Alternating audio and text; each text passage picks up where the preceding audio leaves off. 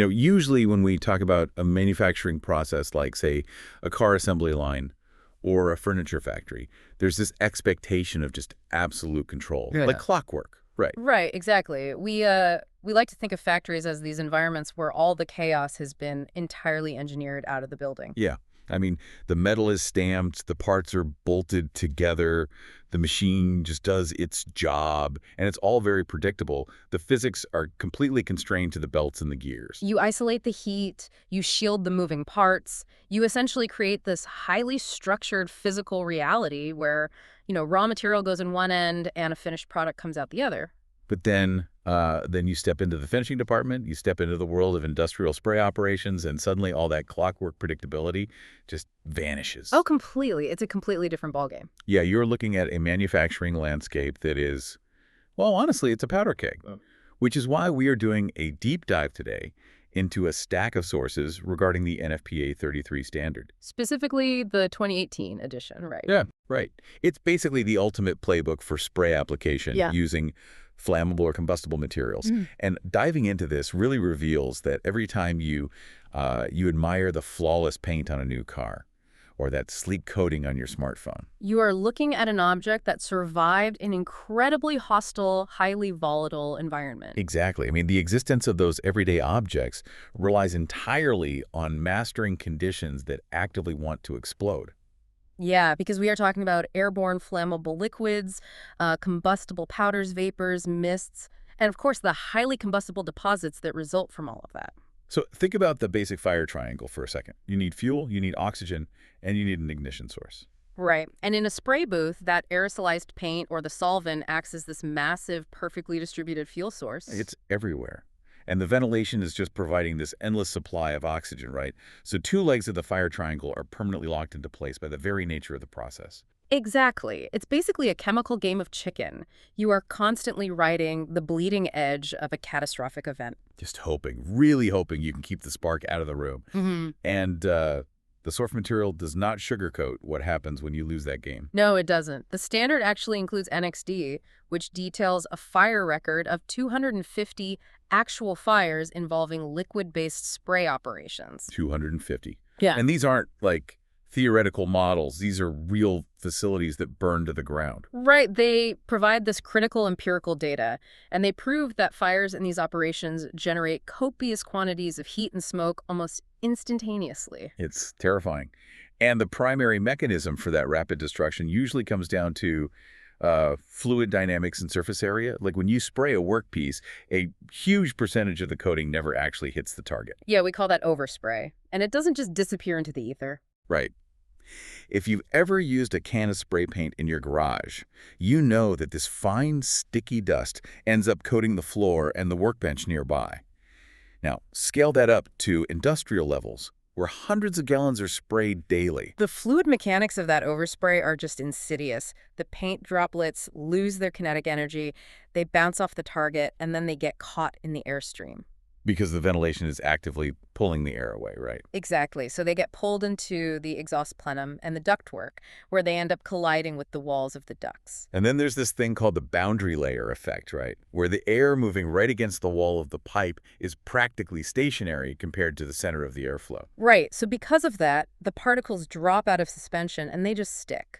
The solvent evaporates, and it leaves behind this highly combustible solid resin residue. It's essentially a trail of gunpowder. I mean, the fire records show this recurring nightmare scenario where a spark ignites the overspray residue inside the booth. And the fire catches that sticky residue and immediately travels across the deposits, moving straight into the exhaust duct. While the ventilation fan is actively feeding it oxygen, it's literally pulling the flames forward. Right. Now imagine a facility where the layout was poorly designed, like maybe the exhaust ducts have loose-fitting joints, or they aren't properly isolated from the rest of the building. The fire travels up the interior of the duct, escapes through some microscopic gap in the sheet metal, and ignites overspray deposits that have unknowingly accumulated on the roof of the factory. So now the building is suddenly burning from the top down? Which is insane. And because multiple spray booths often vent onto the same roof, the fire just walks across the roofing material and travels down the exhaust decks of other spray booths. Booths that weren't even running at the time. Exactly. One errant spark in booth A takes out the entire finishing department because the exhaust layout inadvertently created a superhighway for the flames. That layout failure is exactly what the code seeks to prevent. But the fire records also highlight equipment failures that are just as terrifying. Oh, yeah. Consider the mechanics of the coating material delivery system itself. You have a heavy-duty pump pushing highly flammable solvent through a flexible hose. Right, directly to the operator's spray gun, and it's under significant pressure. I read this specific case study on the hose burn-off, and it is chilling. I mean, in the event of a booth fire, standard rubber or plastic supply hoses are obviously going to melt. But the mechanical pump driving the paint doesn't inherently know there is a fire? Right. It just registers a sudden drop in line pressure because the hose has ruptured. So the pump does exactly what it's designed to do. It works harder to maintain pressure. It violently thrusts the entire pressurized contents of the 50-gallon paint supply drum directly into the fire through the severed hose. It's awful. The manufacturing equipment actively converts itself into a flamethrower, fueling its own destruction until the tank is entirely empty. Which is why understanding the mechanics of these failures is so crucial. It isn't always a dramatic, visible explosion that starts the chain reaction. Sometimes it is this invisible flaw. Yeah, the fire records extensively document the danger of pinhole leaks, particularly in automated electrostatic spray booths. Okay, let's unpack the electrostatic part first. Why do we introduce high-voltage electricity into a room full of flammable vapor?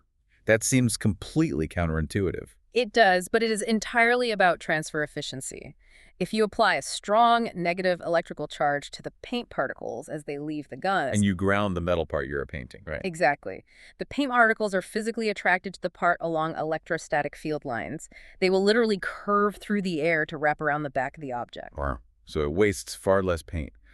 But to achieve this, you are running high voltage, like tens of thousands of volts, right next to the fluid delivery system. Which means the plastic tubing carrying the paint has to be specially formulated to be non-conductive.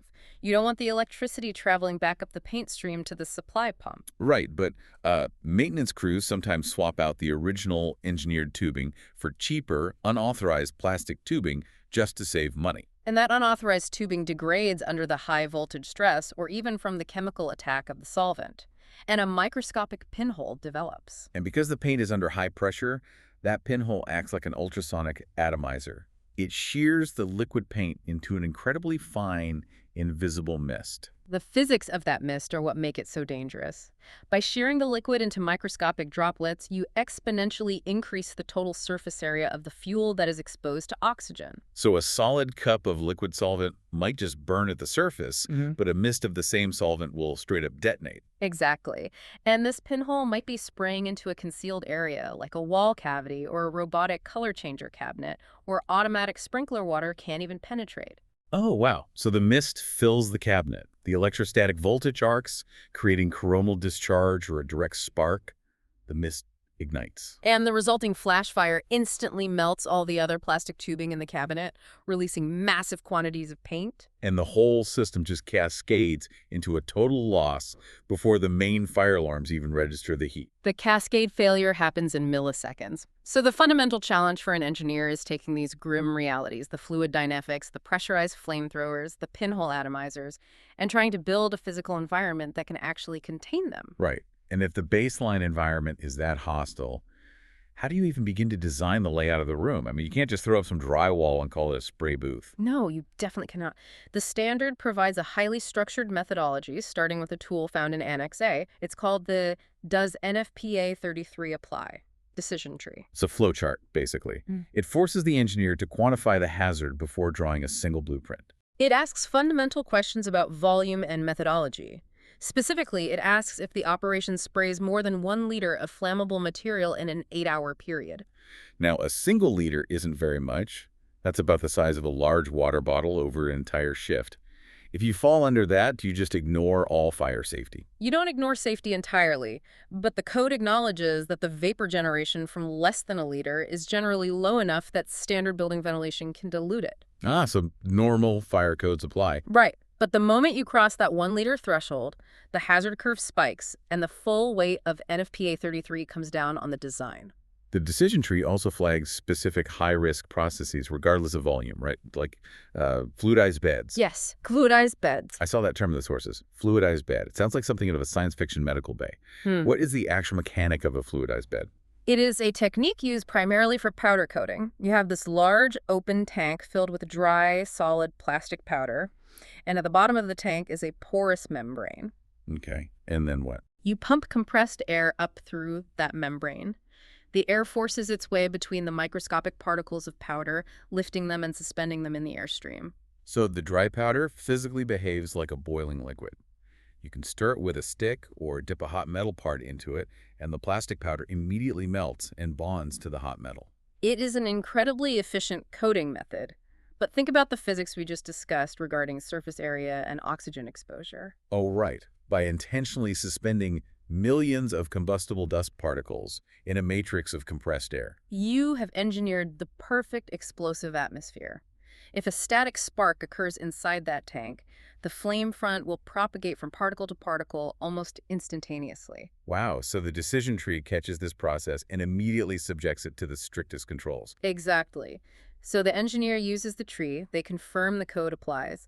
The next step the standard demands is defining the spray area. Which sounds painfully obvious, right? But the text makes it clear that the spray area is not defined by the physical walls of the steel booth. No, it is defined by the diffusion of gases. The standard legally defines the spray area as any location where vapors, mists, and combustible powders might exist in dangerous quantities. So if your mechanical ventilation is weak, the invisible solvent vapors, which by the way are often heavier than air, will roll out of the booth opening. And spread across the factory floor like water flowing out of a bathtub. Your spray area might legally extend 30 feet down the hall. Man, so the engineer's job is to contain that invisible spread and then map out the electrical hazards using area classifications. This is where we get into the 3D geometry of safety, drawing invisible bubbles of extreme risk on the factory blueprint. Right, and this integrates directly with the National Electrical Code. The engineer must designate zones based on the specific type of fuel. Class I locations involve flammable gases or vapors, Wow. the liquid paints. Class II locations involve combustible dusts, like the powder coatings. And then they break those down into divisions, right, to measure the frequency of the hazard. Like, Division 1 means the explosive hazard is present during normal, everyday operations. Exactly. The air inside the booth itself is Class 1, Division 1. It is always dangerous. And Division 2 means the hazard is only present under abnormal conditions, like if a barrel gets knocked over. And the standard provides precise mathematical radii for these zones. Imagine a fully enclosed spray booth. Parts have to enter and exit, so there are openings in the walls for a conveyor belt. Right, you need holes in the box. The standard dictates that a 915 millimeter radius, exactly 3 feet around those openings in all directions, is classified as a Class 1, Division 2 location. It's a 3-foot spherical buffer zone protruding from every hole. And if there's an open barrel of paint sitting in the mixing room, the radius expands massively. The code requires a 30-50 millimeter radius 10 feet around any open container or solvent distillation unit. And because of the specific gravity of most solvent vapors, they sink. Therefore, that 10-foot hazardous classification doesn't just project outward. It extends downward into any pit, trench, or basement within that radius. Now imagine you are the electrician hired to wire the lighting and the conveyor motors for this facility. You look at the blueprint, and the room is filled with these invisible 3-foot and 10-foot explosive bubbles. You can't just run to the hardware store for a standard light switch or a fluorescent bulb. You absolutely cannot. Any electrical equipment placed inside these designated bubbles must be specifically engineered to prevent ignition. Which brings up a crazy detail. People often assume an explosion-proof light fixture is designed to keep the flammable gas out. It actually isn't. Wait, really? The gas still gets inside the light bulb housing. The gas entirely penetrates the housing of the fixture. If a spark occurs inside the fixture, say a bulb pops or wire shorts, the gas inside the fixture will ignite and explode. Inside the light. Inside the light. The engineering genius of an explosion-proof enclosure is that it is built with massive structural integrity to contain that internal explosion without rupturing. Wow. And more importantly, it features precisely machined joints, often called cooling flanges. Right, so as the high-pressure, burning gas from the internal explosion tries to escape out into the room. It has to squeeze through these tiny, tortuous metal pathways. And as the burning gas squeezes through the metal flanges, the metal absorbs the thermal energy. By the time the gas escapes the fixture and reaches the Division 1 atmosphere of the spray booth, it has been cooled below the auto-ignition temperature of the surrounding solvent vapor. That is just an incredible piece of mechanical engineering just to turn on a light. It really is. It prevents the internal explosion from propagating to the external room.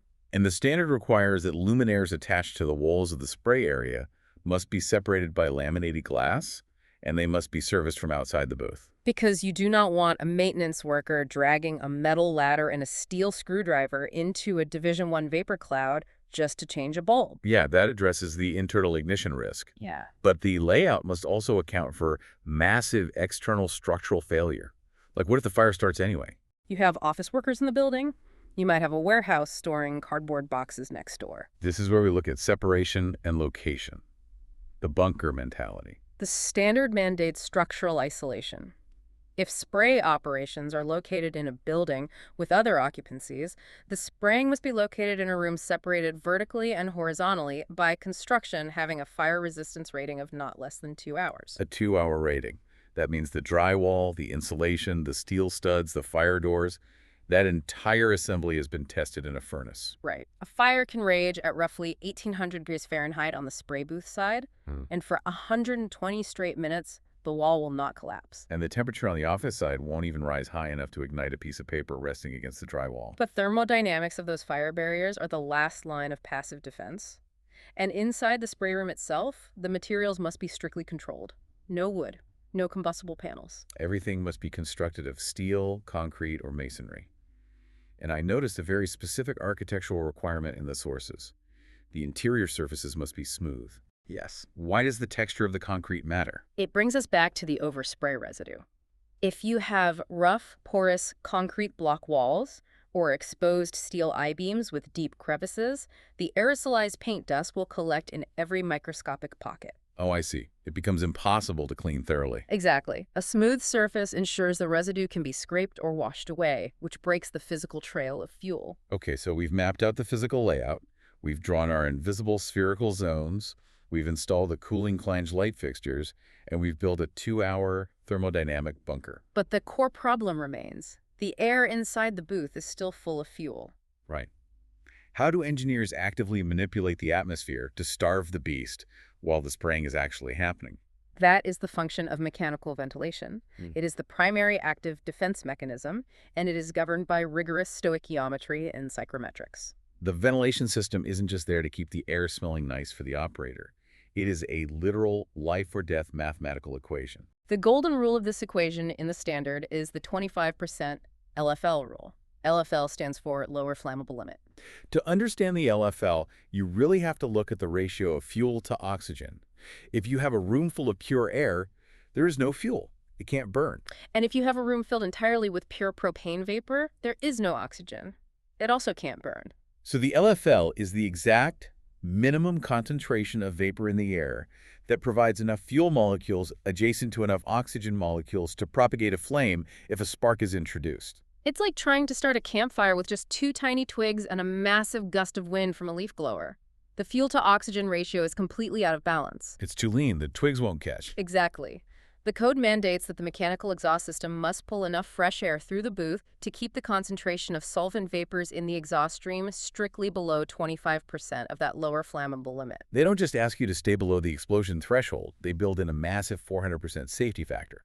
Because fluid dynamics in a large room are never perfectly uniform, you might have a 10% average concentration overall, but down in a corner near the floor where the heavier-than-air solvent is pooling. You might have a localized pocket that is sitting at 90% of the LFL. Right. By mandating a 25% average across the entire exhaust stream, the standard mathematically compresses the risk of those localized rich pockets reaching the critical threshold. So an engineer has to calculate this precisely.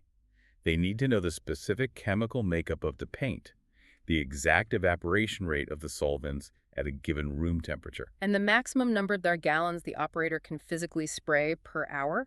Then they calculate how many cubic feet of air per minute the massive rooftop fans need to pull to hit that 25% target. The volume of air required is staggering. Annex B of the standard points out that it frequently requires 10,000 cubic feet of fresh air just to safely dilute the vapor from 1 single gallon of evaporated solvent. 10,000 cubic feet of air for 1 gallon of solvent. And here's where the pure physics of safety clash violently with the economics of running a business. Oh, absolutely. If you are operating a factory in Minnesota in January, it might be -10 degrees outside. You have to heat that 10,000 cubic feet of air to 70 degrees so the paint cures properly, pull it through the booth, and then immediately blow that expensive heated air right out the exhaust stack into the winter sky. You are literally incinerating utility money, which inevitably leads facility managers to ask the dangerous question: can we just run the air through a HEPA filter to catch the paint particles and then recirculate that warm air back into the building? And the standard does allow recirculation, but the rules are incredibly strict because the danger is compounded. Right, because if you filter the particulate but fail to monitor the invisible gas and you pump that air back into the room, you create a positive feedback loop. The solvent vapor concentration climbs from 5% to 15% to 25%. You are unknowingly pumping a massive invisible bomb back into the workspace. So if you choose to recirculate, the code requires you to install listed vapor detectors physically inside the exhaust stream. These sensors monitor the gas composition in real time. If the concentration creeps over 25% of the LFL, the system must trigger an alarm and physically sever the power to the paint supply pumps. It stops the fuel at the source. Yeah. And the standard also dives deeply into the chemical interactions of the materials themselves. Yes. We spend so much time worrying about a dropped wrench or a static spark igniting the fuel, but the standard contains terrifying warnings about spontaneous ignition. The paint can literally set itself on fire through exothermic chemical reactions. Section 10.9 addresses this explicitly. It states that the same spray booth shall not be alternately used for different types of coating materials if the combination is conducive to spontaneous ignition. Think about the overspray residue we discussed earlier. If you spray a nitrocellulose lacquer on a Monday, the boundary layers of the ductwork are coated in that specific chemical resin. And if you switch to a synthetic enamel on Tuesday without thoroughly stripping and cleaning the booth to bare metal, The fresh enamel overspray settles on top of the lacquer residue. and the chemical cross-contamination begins. The two resins interact and the process of oxidation begins. And oxidation is an exothermic reaction. It releases heat. Because it's happening in a thick layer of residue, the heat can dissipate into the air. The temperature within the residue layer climbs steadily until it reaches its own auto-ignition temperature. The booth literally spontaneously combusts with absolutely no external spark. The trash sets itself on fire. It really does. And there is another chemical hazard in the text that is even more violent. It involves cleaning the equipment. Section 10.10 specifically warns against using chlorinated solvents to clean aluminum equipment in a pressurizable device. This is a devastatingly fast reaction. Chlorinated solvents like trichloroethylene are fantastic degreasers. They break down paint beautifully. But if you pump that chlorinated solvent into an enclosed aluminum fluid pump or an aluminum piping system to flush it out, you risk a catastrophic chemical degradation. Right. I mean, it's akin to a Friedel-Crafts reaction. The chlorinated solvent reacts with the bare aluminum surface, stripping away the protective oxide layer and forming aluminum chloride. And that aluminum chloride then acts as a powerful catalyst, accelerating the breakdown of the remaining solvent. It creates a violent positive feedback loop. The reaction generates massive amounts of thermal energy and expanding hydrogen chloride gas. And because this is happening inside an enclosed, sealed metal pump casing, the pressure spikes exponentially in a fraction of a second. The pressure wave exceeds the tensile strength of the aluminum housing. It acts exactly like a pipe bomb. Even if the engineer installed mechanical pressure relief valves on the pump, the reaction is too fast for the valves to vent the gas. The pump detonates, sending shrapnel and boiling flammable solvent across the room. All because someone chose the wrong jug of cleaning fluid. It just reinforces how razor-thin the margin of error is. You are mathematically balancing 10,000 cubic feet of airflow, preventing exothermic cross-contamination of overspray, and ensuring your degreaser doesn't turn your hardware into a fragmentation grenade. Which brings us to the most unpredictable variable in this entire engineered environment: the human operator and the invisible forces they inadvertently create. Ah, the spark. We've established the 3D electrical zones to keep light switches away from the vapor. But there is an ignition source that is generated directly by the physics of the spraying process itself: static electricity. When most people think of static, they think of shuffling across a carpet in socks and getting a tiny shock when they touch a doorknob. Annoying, but harmless. But it is the exact same physical phenomenon, the triboelectric effect, but magnified to lethal proportions. As the fluid paint is forced through the supply hoses at high velocity, or as powder is aggressively blown out of a spray nozzle, the physical friction between the fluid and the hose material actually strips electrons away from their atoms. So the fluid itself and the equipment it touches begins to accumulate a massive static electrical charge. If that charge is allowed to accumulate on an ungrounded object, it creates an electrical potential difference relative to the Earth. And eventually, the voltage climbs so high that the electrons will forcefully jump across the air gap to find a path to ground.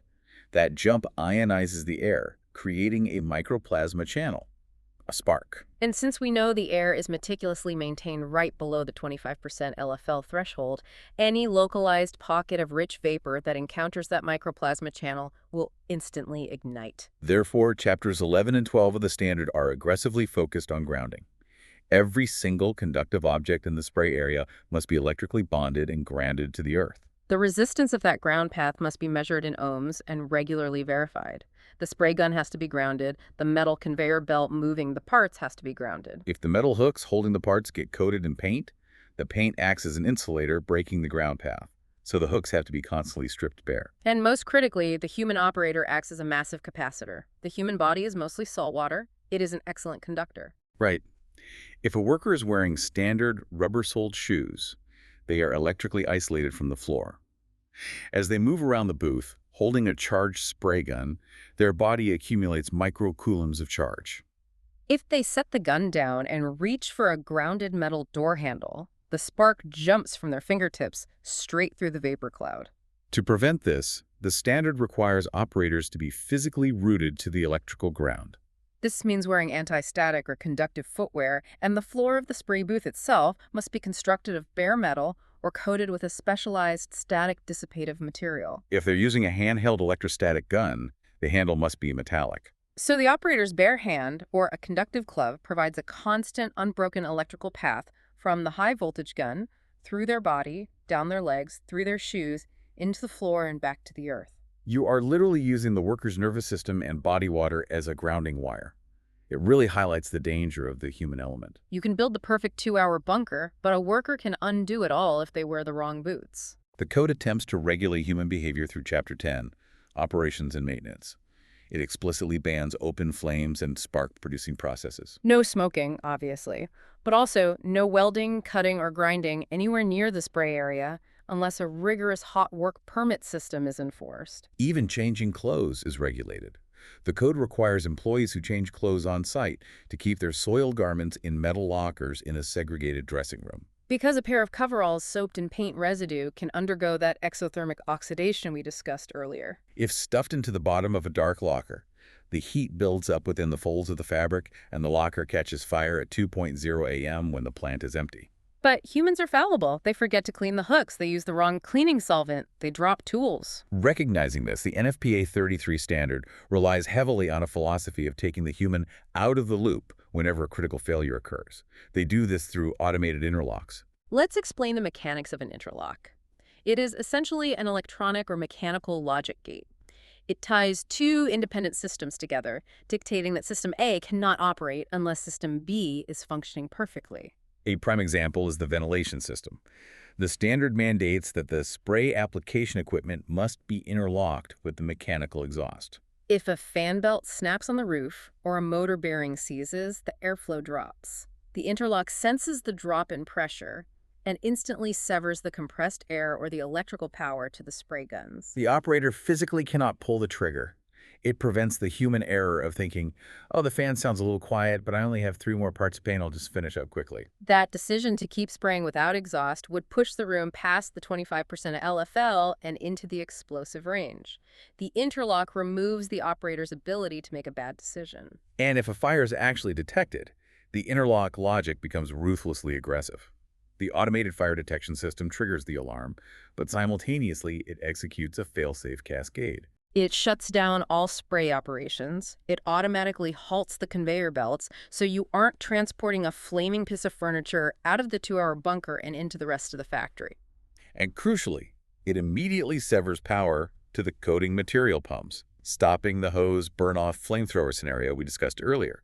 It slams the door on the fuel supply in milliseconds. But what happens when the interlocks trigger? The pumps stop, but the spark has already found the fuel. We must transition to the reality that preventative measures sometimes fail. Right. The last line of defense. Active fire suppression systems.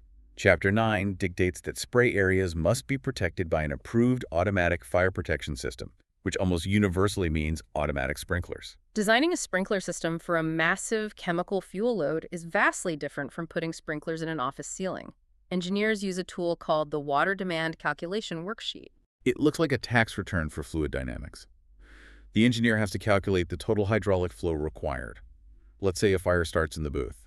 The heat rises, and the thermal elements on the ceiling sprinklers shatter, releasing the water. That's zone 1. But we know from the fire records that the flame front is instantly sucked into the exhaust ductwork by the fans before the interlocks can spin down the heavy impellers. So the sprinklers inside the vertical exhaust stack also activate. That's zone 2. The engineer can't assume only 3 sprinklers will open. They have to mathematically model the hydraulic pressure drop if every single sprinkler in the booth, the plenum, and the ductwork open simultaneously. And the standard requires them to factor in the water demand for the municipal fire department's hose streams. The combined flow can easily exceed 1,500 to 2,000 gallons of water per minute. If the diameter of the supply pipes is too small, the water pressure drops drastically. The sprinklers merely dribble instead of providing the high-velocity deluge required to punch through the thermal updraft of a solvent fire. Most liquid spray areas require a sprinkler design classified as Extra Hazard Group 2, which mandates a massive density of water over a large area to smother the pooling liquids. But I found a fascinating paradox in the code. Powder coating operations are classified as a lower risk for sprinklers, Ordinary Hazard Group 2. Why? Isn't combustible dust incredibly explosive? The dust cloud is incredibly explosive, yes, but once the interlocks shut down the air supply, the static powder residue that is settled on the floor is actually quite difficult to ignite and burns much slower than a puddle of liquid lacquer.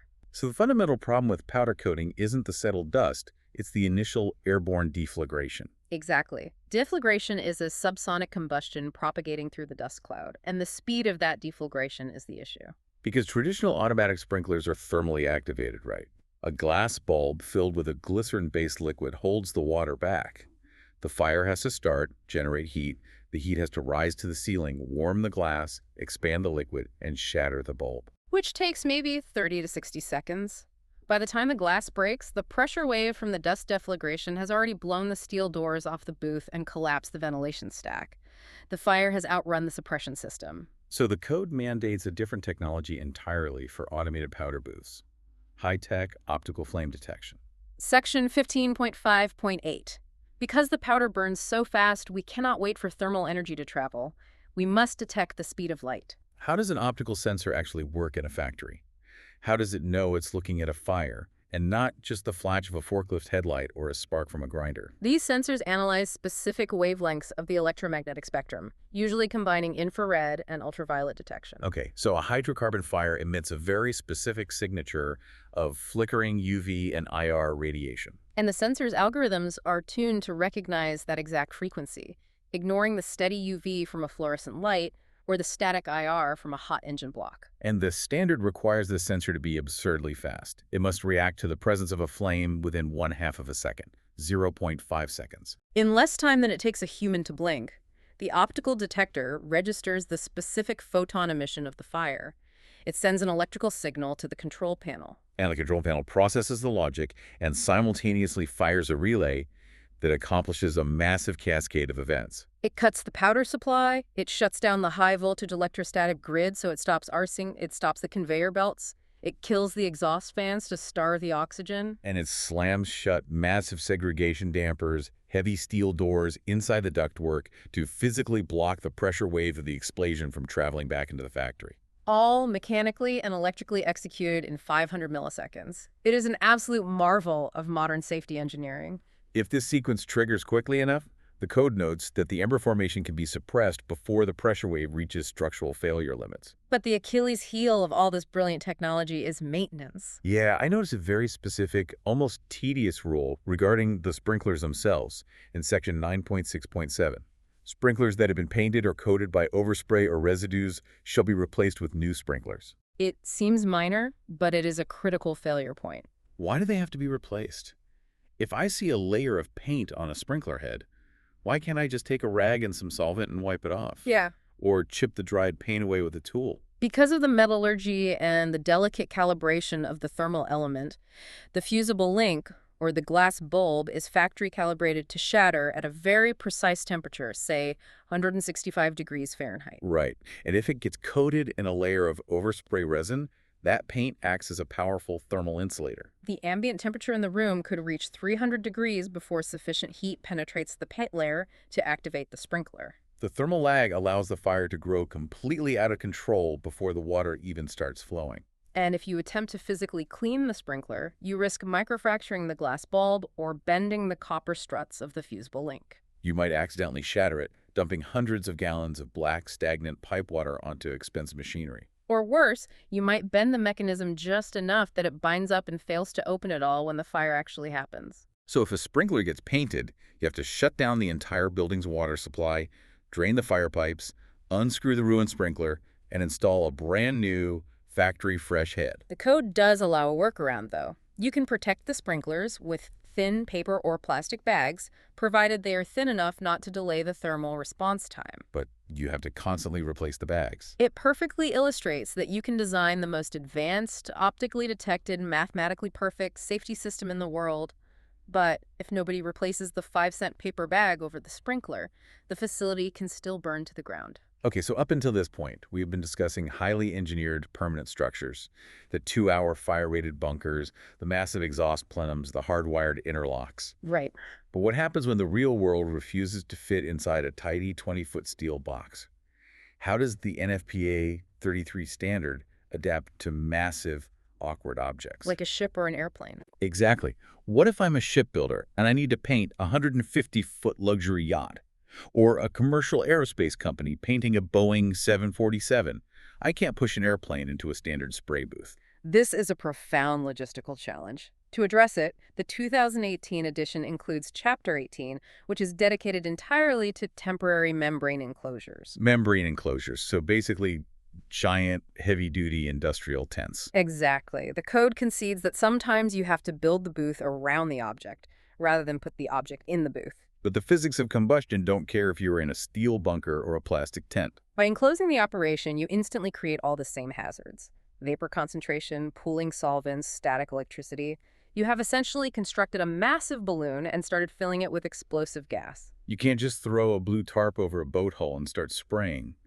The code requires the membrane material itself to meet strict flammability tests, like NFPA 701, so the tent doesn't become a massive fuel source itself. And the location of the tent is heavily regulated. If erected outside, it cannot block emergency vehicle access routes. It must be located a minimum of 15 feet away from any permanent structures to prevent radiant heat from igniting the adjacent buildings if the tent does catch fire. But inside the tent, you still have the 25% LFL rule. You still have to dilute the air. How do you guarantee calculated ventilation in a temporary structure flapping in the wind? You bring in massive, portable, dedicated mechanical exhaust systems. You have to establish a negative pressure environment inside the tent so that any leaks pull fresh air in rather than pushing explosive vapors out into the surrounding shipyard. But because these are temporary mobile setups, they lack the permanent, hardwired interlocks of a factory. You can't just wire the portable fan into the spray gun. So how does the code provide a failsafe? It substitutes mechanical interlocks with rigorous, documented procedural controls. The primary mechanism is the paint spray facility compliance permit. I saw the checklist for this permit in the annex, and it is exhausting. It is a daily requirement. Every single day, before a single drop of paint is sprayed, a designated competent person must physically inspect the entire temporary enclosure and sign a legal permit. They must verify the portable exhaust is functioning.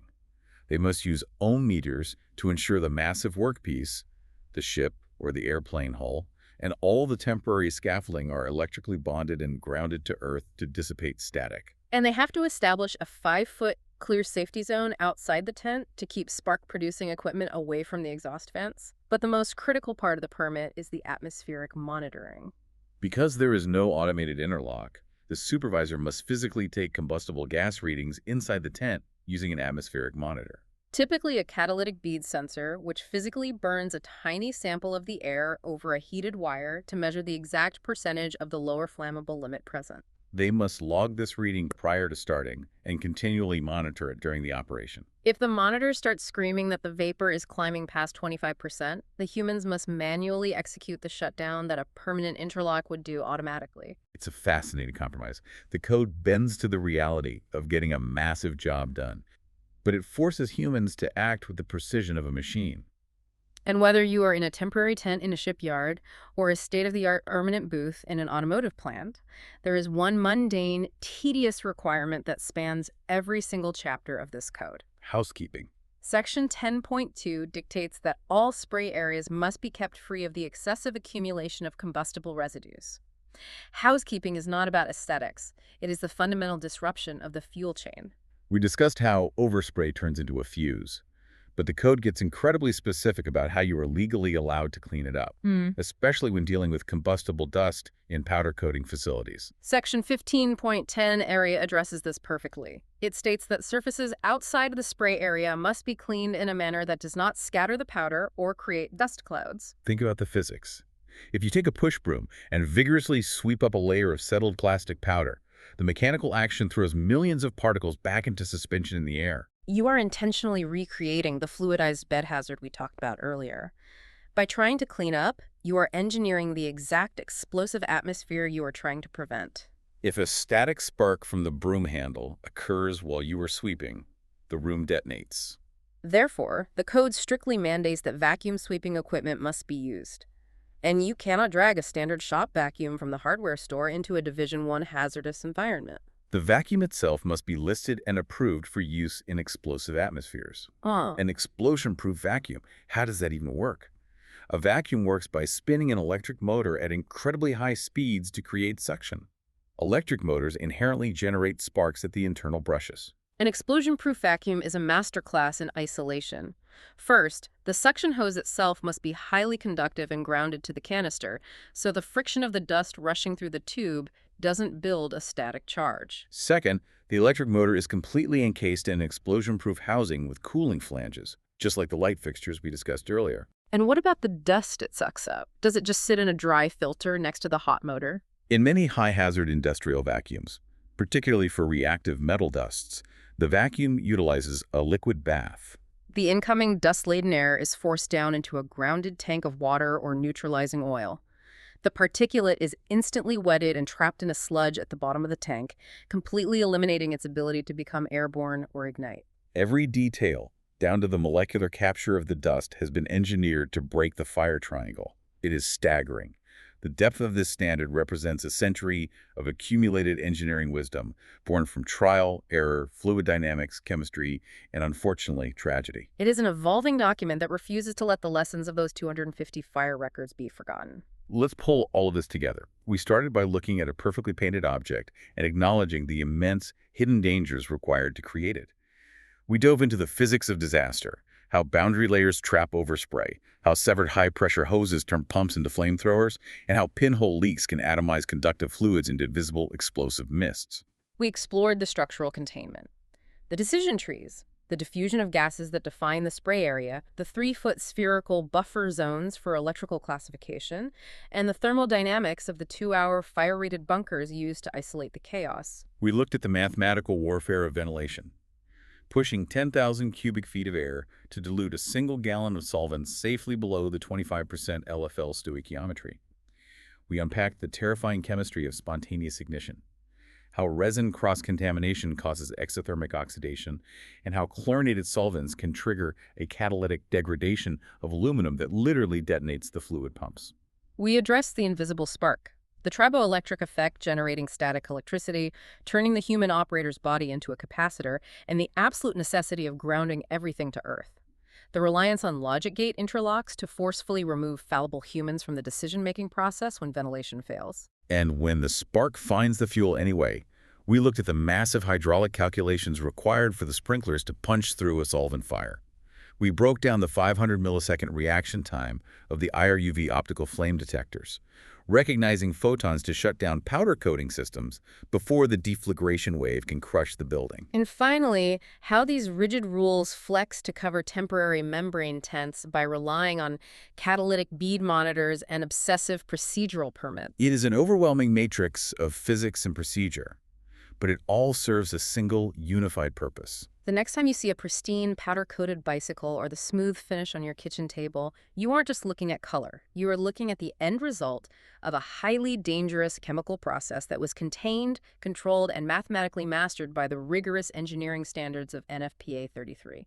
It is a testament to human ingenuity's ability to safely harness volatile physics. It really is. It forces you to appreciate the massive invisible infrastructure of safety that quietly operates all around us every single day. But I want to leave you with a final thought to ponder as we wrap up this deep dive.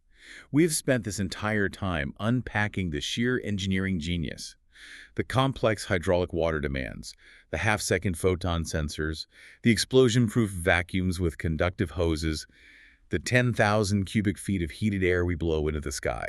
All of this effort just to safely apply highly flammable liquids and explosive dusts to metal and plastic. Right. It makes you wonder, as chemical engineering advances, will the future of manufacturing be about building even more elaborate, sensor-laden, perfectly safe spray booths to handle these dangerous materials? Or will the future be about inventing entirely new, inherently fireproof coatings? Paints that cure without volatile solvents or polymers that don't rely on combustible dusts, making this entire brilliant century-old standard completely obsolete. The ultimate safety feature isn't containing the explosion, it's eliminating the fuel entirely. Think about that next time you watch paint dry.